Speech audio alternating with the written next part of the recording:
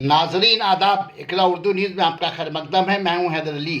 इस प्रोग्राम का पेश करता है Kamlesh Sahu, chairman Titagarh municipality, Umesh Verma, president Titagarh town Trinamool youth Congress, Riyazuddin Arman Mondal, councillor Titagarh municipality, Vishnu Singh, councillor Titagarh ward number 60 Trinamool Congress और तृणमूल यूथ कांग्रेस की जानिब से यूनाइटेड पैलेस में दावत इफ्तार का एहतमाम तृणमूल के सभी सीनियर लीडर और मुस्लिम तृणमूल रहनुमाओं ने शिरकत की, जिसमें एमपी मोहम्मद नदीमुल हक, रियासती वजीर चंद्रिमा भट्टाचार्य, एमआईसी देबाशीष दास, बालीगंज हल्का के तृणमूल एमएलए बाबुल सुप्रिया, काउंसिलर कैसर Jameel, Trinamool leader Mohammad Akram, Trinamool minority cell के सेक्रेटरी मुख्तार अली, फरीद खान, परवेज रजा और मुराद साहब भी मौजूद रहे।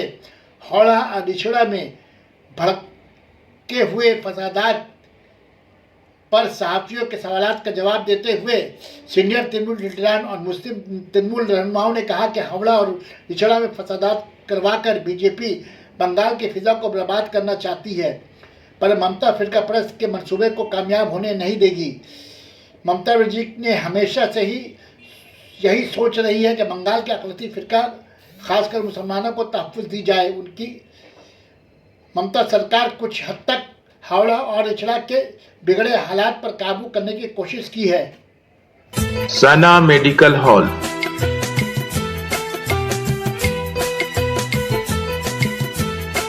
%10 discount on every medicine. Oxygen cylinder also available.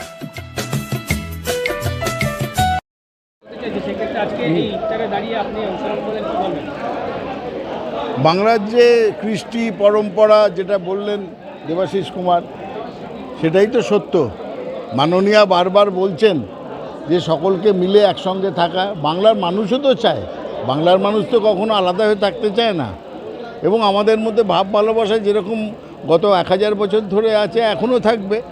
কিন্তু এই বিজেপি পার্টিটা এসে সব ভেঙে দিতে চাইছে, সমাজকে ভাঙতে চাইছে, হিন্দু মুসলমান আলাদা করতে চাইছে। একে বলছে ওর বিরুদ্ধে অস্ত্র ধরো। রামনবমীর নামে তারা মিছিল বার করছে, যেটা শান্তির মিছিল হওয়ার কথা, সেখানে আগ্নেয়াস্ত্র, হাতে তলোয়ার এইসব নিয়ে তারা মিছিল করছে আর সকলকে ভয় দেখাচ্ছে। এটা তো চলতে পারে না এবং রাজ্য তার জন্য ব্যবস্থা নেবে। এই হিংসার বাণী এখানে চলবে না। আমরা অহিংসভাবে শান্তিপূর্ণভাবে পশ্চিমবঙ্গে থাকব এবং মমতা বন্দ্যোপাধ্যায় যে শান্তি এনেছেন সকলের মিলমিশ করে সকলের উন্নয়ন, সেই রাস্তাতেই বাংলা চলবে। দাদা, আজকে গভর্নরের কাছে ডেপুটেশন দিতে বিজেপি প্রতিনিধি দল গেছে, কি বলবেন? হ্যাঁ, গেছে। সুকান্ত মজুমদার গেছেন। শুভেন্দু অধিকারীকে নেননি বলে শুভেন্দু অধিকারীর রাগ হয়েছে। তিনি বিধানসভার বাইরে তাড়াতাড়ি নিজের মতন করে মিডিয়া ডেকে তারপরে নিজে ভেসে থাকার চেষ্টা করেছেন। বিজেপির মধ্যে দেখুন না, আজকেই বিকেলে দেখবেন এক জায়গায় লকেট বসে আছে মিডিয়া ডেকে। সুকান্ত মজুমদার যাচ্ছেন গভর্নরের কাছে, আবার উল্টো দিকে শুভেন্দু অধিকারী সেই দেখে নিজে বিধানসভার সামনে গিয়ে কথা বলছেন। কে কোনটা বলতে চাইছেন, কে বেশি গুরুত্বপূর্ণ হতে চাইছেন, কে বলবে যে আমি নেতা, এই নিয়ে ওদের মধ্যে অনেক গণ্ডগোল আছে। কিন্তু সবথেকে বড় কথা হচ্ছে এরা একসঙ্গে আরএসএসের সঙ্গে মিলে বাংলায় গণ্ডগোল পাকাবার চেষ্টা করছে। এটা আমরা বন্ধ করতে চাই।